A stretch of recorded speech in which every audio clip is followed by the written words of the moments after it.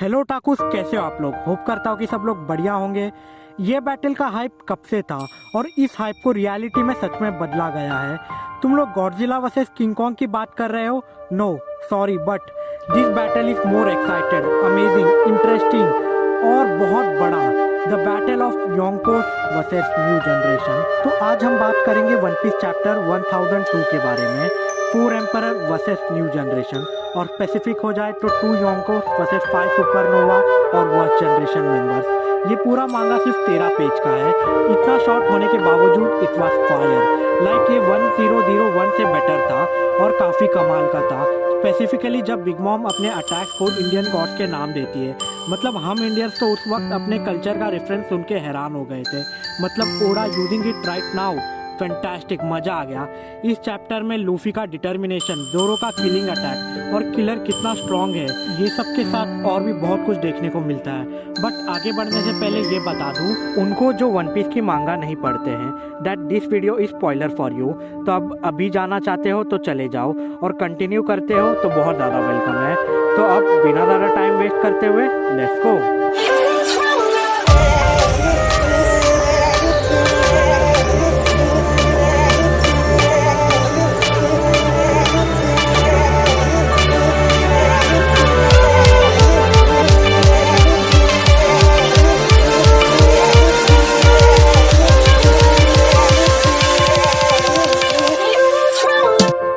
सबसे पहले स्टार्ट करने से पहले मैं ये पिन पॉइंट करना चाहूँगा जहाँ हमें एनीमे ओपनिंग में स्पॉइलर मिल जाता है कि लूफी कैसे काइडो का अटैक ब्लास्ट ब्रेथ लेने के बावजूद खड़ा रह पाता है और अटैक भी कर रहा रहता है। ये स्पॉइलर देना बंद कर देना चाहिए। तो मांगा का कवर पेज पे रॉब लूची, जो कि CP0 का मेंबर है इस वक्त, वो कबूतरों को दाना दे रहा रहता है और सारे कबूतरों का डिज़ाइन अलग है। शायद ये कोई हिंट या रेफरेंस हो सकता है आने वाले फ्यूचर के बारे में, मगर उसके बारे में हम बाद में बात करते हैं। उसके बाद जो है काइडो अपना अटैक डिमोलिशन गस्ट यूज़ करता है, जो कि 9 स्कैबर्ड को बैंड बजा देता है। अगर आपने देखा रहेगा तो ये अटैक ने ही कीको का आर्म ले लिया था, मगर जो हमारे न्यू जनरेशन के मेंबर है इसे ऐसे डिफ्लेक्ट कर रहे थे इतने आसानी से जैसे कि ये कुछ था ही नहीं। लॉ अपने आप को टेलीपोर्ट करता है किसी और जगह उस अटैक से बचने के लिए। किड उसे अपने मेटल आर्म से टैकल करता है। भाई जैसे कि उसका एक हाथ तो पहले ही चला गया था, लेकिन किड को कितना अंडरस्टैंडिंग है ये हमें दिखता है करके। हाँ, वो अपने आर्म को यूज़ नहीं कर रहा, वो मेटल्स को यूज़ कर रहा है। और क्योंकि वो कहता है कि ये शायद भंगार है, इसलिए I think he took inspiration from कचड़ा शेड। तो लेम जोक असाइड, तो भाई जोरो तो उसे ऐसे डिफ्लेक्ट करता है लाइक इट्स नथिंग। ये हमने तब देखा था जब बिग मॉम वर्सेस काइडो हो रहा था और बिग मॉम ने ऐसे ही काइडो के एक अटैक को डिफ्लेक्ट किया था। लूफी और किलर भी उसे डॉच कर लेते हैं। उसके बाद लूफी एक कॉन्ग राइफल यूज़ करता है और उसके बाद डेफिनेटली शायद उसमें रियू यूज़ करता है। एनीमे में ये हमें अच्छे से दिखाया जाएगा, मगर फिर किड अपना स्ट्रेंथ दिखाता है। वो एक ड्रैगन को सुप्लेक्स देता है। मैन, अब सबको किलर के स्ट्रेंथ पे तो भरोसा करना ही पड़ेगा। ये प्रूफ करता है कि किड एक लूफी का अच्छा राइवल हो सकता है फ्यूचर में, और ये साबित करता है कि किड ने अपना नाम बनाया है न्यू वर्ल्ड में। मगर तुरंत इसके बाद लॉ अपना गामा नाइफ यूज़ करता है। उसने पिछले चैप्टर में बोला था कि मैंने कभी ड्रैगन को डाइजेक्ट नहीं किया है, बट इतनी जल्दी काइडो का हार्ट फाइंड आउट कर लेना जब वो ड्रैगन मोड में रहेगा, इट वॉज इम्प्रेसिव, बहुत ज़्यादा मज़ेदार था। गामा नाइफ यूज़ करना वॉज समथिंग माइंड ब्लोइंग। और हमें ये देखना होगा कि काइडो को सच में चोट लग रही थी, वो दर्द से चीख रहा था, बट फिर भी काइडो उन्हें अप्रिशिएट करता है। मगर तभी किलर जो दिखाता है ना, वो हैरान हो जाओगे आप एनीमे में देख के। और अगर आपने मांगा नहीं पढ़ा ना तो आपको डेफिनेटली पढ़ लेना चाहिए ये अटैक को खाली देखने के लिए। किलर को मालूम पड़ता है कि काइडो की बाहर की स्किन कितनी ज़्यादा स्ट्रांग है, बट वो अंदर से उसे हार्म कर सकता है। तो उसके बाद वो हमें अपना एक ऐसा अटैक दिखाता है जो कि बहुत ज़्यादा कमाल का रहता है, जो कि एक योंको को भी हार्म कर सकता है। अपने सिंथेटिक सोनिक अटैक से वो दिखा देता है कि वो कितना स्ट्रांग है। किलर वर्सेस जोरो अगर हो सकता और शायद किलर के पास अपना ब्लेड होता जिससे वो उस मैच में जोरो के साथ लड़ता, तो शायद मैच और बहुत मज़ेदार हो सकता था। मगर मैं एक बार फिर बोलूँगा कि जोरो ही जीतता, चाहे कुछ भी हो जाए, बिकॉज आई एम जोरो फैन। किलर का ये अटैक मांगा में ब्यूटीफुली क्राफ्ट किया गया है और जब एनीमे में लाया जाएगा तब तो आग ही लगा देगा। बट इसके बाद हम बिग मॉम को अपने क्लाउड्स से अटैक करते हुए दिखती है, जिसके बारे में हम भूल ही चुके थे कि बिग मॉम वहाँ प्रेजेंट है। बट सडनली बिग मॉम अपना अटैक यूज़ करती है और किलर पे एक इंदिरा करके अटैक यूज़ करती है। अब तुम्हें इंडियन कल्चर के बारे में मालूम होगा तो Indra is a god of weather, जो बहुत पावरफुल है और किंग ऑफ स्वर्ग है। बट तभी लूफी किलर को काइडो को खाने से बचा लेता है।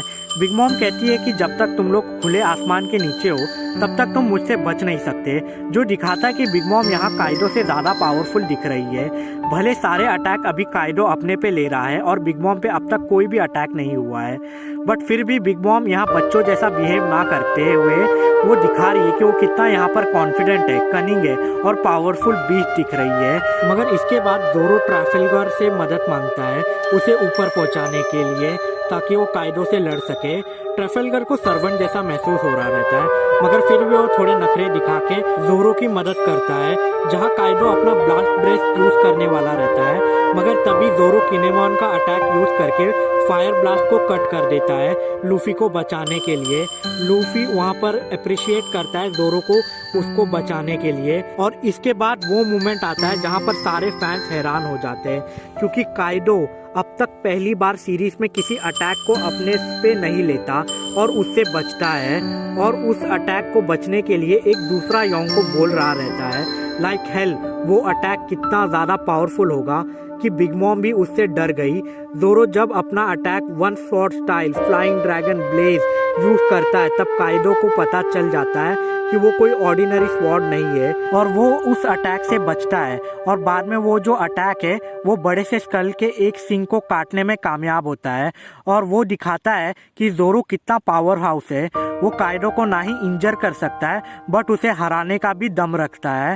बट तभी जोरो बिग मॉम का एक लाइटनिंग अटैक अपने ऊपर लेता है, और उसका शिकार होने के बाद लूफी बहुत ज़्यादा गुस्से में हो जाता है। बिग मॉम सभी पे बिजली गिराने लगती है, क्योंकि बिजली गिराने वो है आई, सब लोग उसे कहते हैं बिग मॉम हवाई। ये कुछ ज़्यादा हो गया तो लेंजो का साइड। इस अटैक का नाम जापानीज में जिसियाटेन, जिसका मतलब शिवा रैत होता है, but officially it was change in English translation to Tenjin कर दिया गया था। मतलब वो एक जापानीज गॉड का नाम है जो कि एक स्काई डिटी है लाइक रेजिन। सभी को ये अटैक लगने में कामयाब होता है, बट लूफी रबर मेड है तो उस पर ये अफेक्ट नहीं होता और बिग मॉम शॉक में चली जाती है। बट तभी काइडो ब्लास्ट ब्रेथ यूज करता है और लूफी उसे हेड ऑन फेस करता है, बट फिर भी वो सही सलामत रहता है।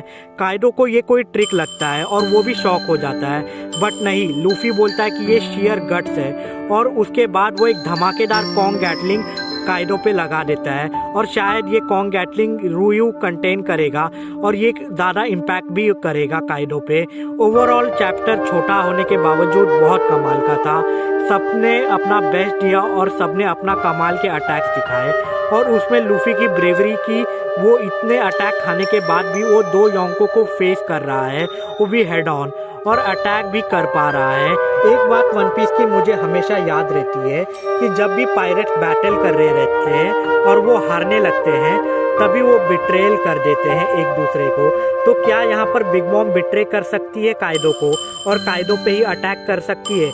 आपको क्या लगता है? आप कमेंट करके अपने थॉट्स हमें बताएं, और हमें ये भी बताएं कि आपको ये वीडियो कैसा लगा। अगर आपको ये सच में वीडियो अच्छा लगा तो लाइक कर दीजिए और चैनल को सब्सक्राइब कर दीजिए। नहीं करना है तो कोई बात नहीं, बाद में कर देना।